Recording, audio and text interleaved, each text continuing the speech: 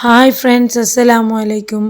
தேங்காய் பால் ஜவ்வரிசி இருந்தால் வீட்டிலே ஹெல்த்தியான இனிப்பு கஞ்சி எப்படி செய்கிறதுன்னு சொல்லி இந்த வீடியோவில் ஷேர் பண்ணிக்கேன். ஸ்கிப் பண்ணாமல் ஃபுல்லாக பாருங்கள். அதோட இந்த சேனலுக்கு வந்து நிறைய பேர் சப்போர்ட் பண்ணுறீங்க. எல்லோருக்குமே ரொம்பவுமே தேங்க்ஸ். ஃபஸ்ட் டைம் என்ன சேனலை பார்க்குறீங்கன்னா சப்ஸ்கிரைப் பண்ணிக்கோங்க, பெல் ஐக்கனை கிளிக் பண்ணிக்கோங்க. வாங்க வீடியோக்குள்ளே போகலாம்.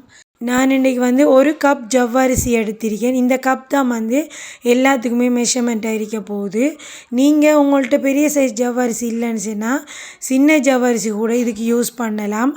இப்போ மோஸ்ட்லி கடையில் பெரிய சைஸ் ஜவ்வரிசியும் நமக்கு கிடைக்கிற மாதிரி தான் இருக்கி. நீங்கள் ரெண்டையுமே யூஸ் பண்ணலாம், பிரச்சனை இல்லை. இப்போ இதை வந்து 4 தரம் 5 தரம் நல்லா தண்ணியில் அலசி எடுத்துக்கோங்க. அப்போ தான் இதில் இருக்கிற டஸ்ட் எல்லாம் வெளியே போகும், உங்களுக்கு ஜவ்வரிசி க்ளீனாக கிடைக்கும். ஜவ்வரிசி எடுத்த கப்பால் 3 கப் கெட்டியான தேங்காய் பால் எடுத்து வச்சுக்கோங்க.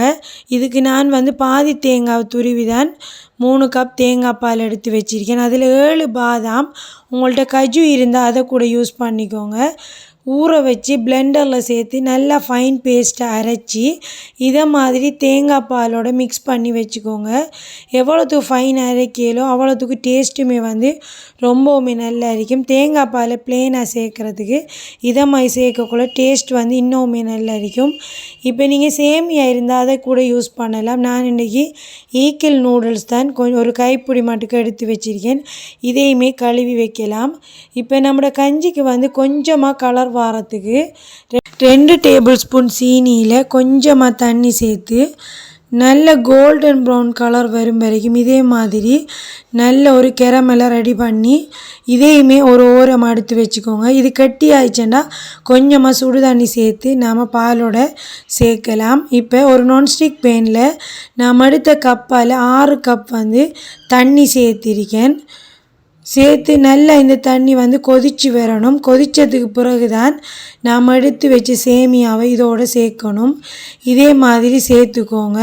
சேர்த்ததுக்கு பிறகு நாம் எடுத்து வச்ச நூடுல்ஸையும் கொஞ்சம் கொஞ்சமாக இதோடு சேர்த்து ஒரு தரம் நல்லா கலந்து விட்டுக்கோங்க. இதை மாதிரி கலந்து விட்டதுக்கு பிறகு ஒரு மூடி போட்டு இந்த ஜவ்வரிசி வந்து நல்லா வேகணும்.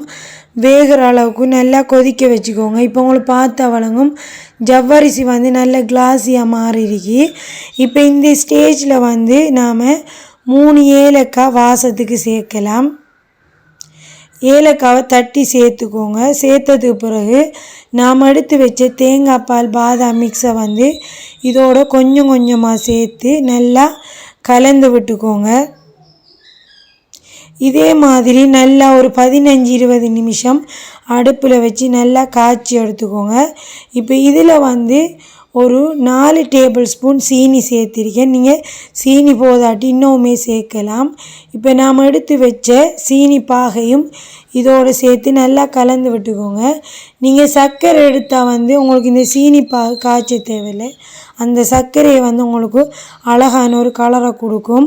அரிசியில் 1 டீஸ்பூன் நெய்யில் உலர் திராட்சையை நல்லா வறுத்து இதோடு சேர்த்துக்கோங்க. கஞ்சி வந்து ரொம்பவுமே டேஸ்ட்டாக ரெடி ஆகிட்டு இதை நீங்கள் ஈவினிங் டைமில் மார்னிங்கில் வந்து டீக்கு பதிலாக குடிக்கலாம். இதை மாதிரி யூனிக்கான ரெசிபீஸுக்கு என் சேனலை லைக் பண்ணிக்கோங்க, சப்ஸ்கிரைப் பண்ணிக்கோங்க. தேங்க்ஸ் ஃபார் வாட்சிங்.